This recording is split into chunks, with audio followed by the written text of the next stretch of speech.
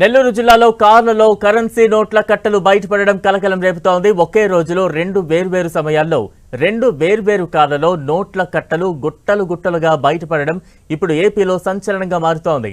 రెండు కార్లలో బయటపడ్డ మొత్తం నోట్ల కట్టల విలువ అక్షరాల 7,56,00,000.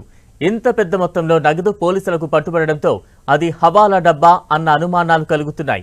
అయితే రెండు కార్లలో తరలిస్తున్న నోట్ల కట్టల గుట్టలు హవాలా డబ్బే అయ్యుంటుందన్న వాదనలు పోలీస్ వర్గాల్లో బలంగా వినిపిస్తోంది. ఉత్తరాది రాష్ట్రాల నుంచి విలువైన కరెన్సీని తరలించేందుకు నెల్లూరు జిల్లాను ప్రధాన మార్గంగా ఎంచుకున్నట్టు తెలుస్తోంది.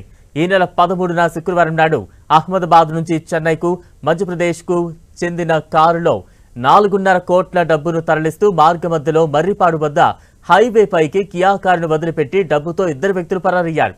అయితే హైవేపై కియా కారును ఓ వీఆర్ఓతో పాటు స్థానికులు కూడా చూసి పోలీసులకు సమాచారాన్ని అందించారు. అంతలోనే ఆ కారు యజమాని అయిన అహ్మదాబాద్కు చెందిన వ్యాపారి కూడా పోలీసులకు ఫిర్యాదు చేశారు. దీంతో రంగంలోకి దిగిన పోలీసులు కారును వదిలిపెట్టి పరారైన వారి కోసం గాలిస్తూ ఉండగా ముగ్గురు పట్టుబడ్డారు. సెల్ ఫోన్ సిగ్నల్స్ ఆధారంగా ముగ్గురిని అరెస్టు చేసిన పోలీసులు వారి దగ్గర నుంచి 4.5 కోట్ల డబ్బును స్వాధీనం చేసుకున్నారు. అయితే అదే రోజు మిగతా నిందితుల కోసం పోలీసులు గాలిస్తూ ఉండగా మరో కారు వారికి కనిపించింది. అందులో దాదాపు 3,06,00,000 నగదు బయటపడింది. పోలీసులకు కనిపించిన రెండో కారు గుజరాత్కు చెందినదిగా గుర్తించారు.